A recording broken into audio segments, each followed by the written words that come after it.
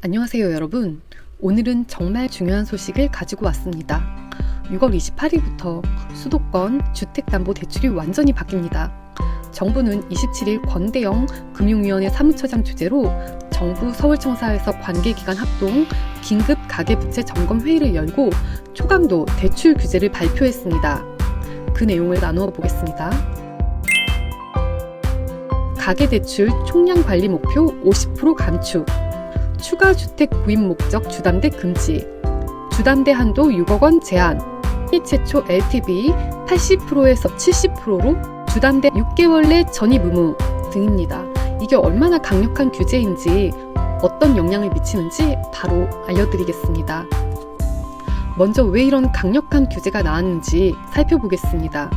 최근 서울 아파트값 상승세가 강남권을 시작으로 빠르게 확산되면서 6개월 만에 최대 상승폭이 되었습니다. 패닉 바잉 현상이 나타나면서 정부가 대출 규제 정책을 꺼내든 것입니다. 이번 규제의 핵심을 정리해드리겠습니다. 첫 번째, 주담대 한도 6억 원 제한. 수도권과 규제 지역에서 주택을 살 때 주담대를 6억 원 이상 초과해서 받을 수 없습니다.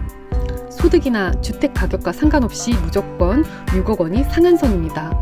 이런 총액 한도 규제는 전례가 없는 강력한 조치라고 볼 수 있습니다. 두 번째, 다주택자 대출 전면 금지.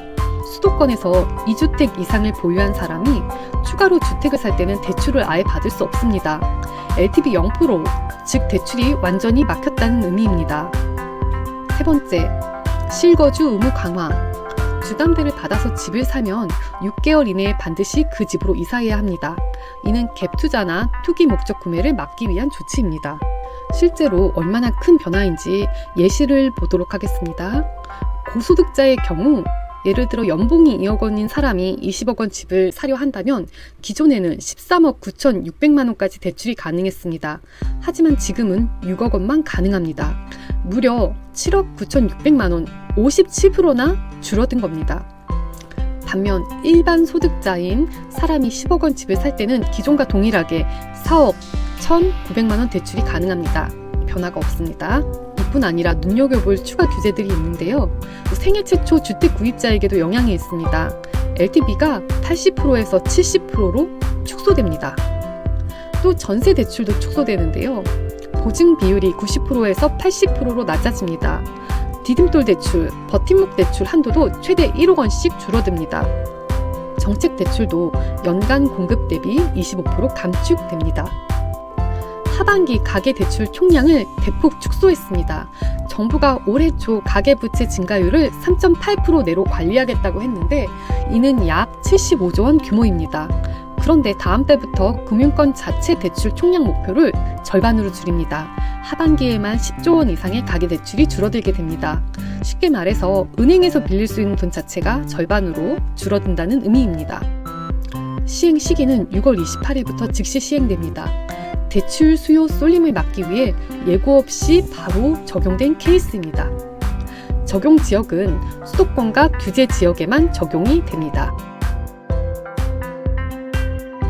이번 규제의 파급 효과를 분석해 보겠습니다. 단기적으로는 고가 주택 거래가 크게 위축될 것으로 예상됩니다. 특히 강남 3구, 마포, 용산 등 프리미엄 지역의 거래가 급감할 수 있습니다.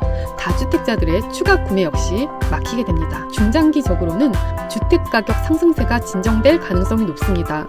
하지만 공급 부족 문제가 해결되지 않으면 한계가 있을 수 있고 전세 시장으로 수요가 몰리면서 전세가 상승 압력이 있을 수 있습니다. 정부는 여기서 멈추지 않겠다고 밝혔습니다. 권대영 금융위 사무처장은 다음과 같은 추가 조치를 예고했는데요. 규제지역 LTV 추가 강화, 전세대출, 정책대출 DSR 적용 확대, 주담대 위험 가중치 상향, 필요시 규제지역 추가 지정. 결국 부동산 시장이 안정되지 않으면 더 강력한 규제가 나올 수 있다는 뜻입니다. 이번 주담대 6억 한도 제한은 정말 강력한 규제입니다. 특히 고액 대출로 부동산 투자를 계획하셨던 분들은 계획을 전면 재검토하셔야 할 겁니다.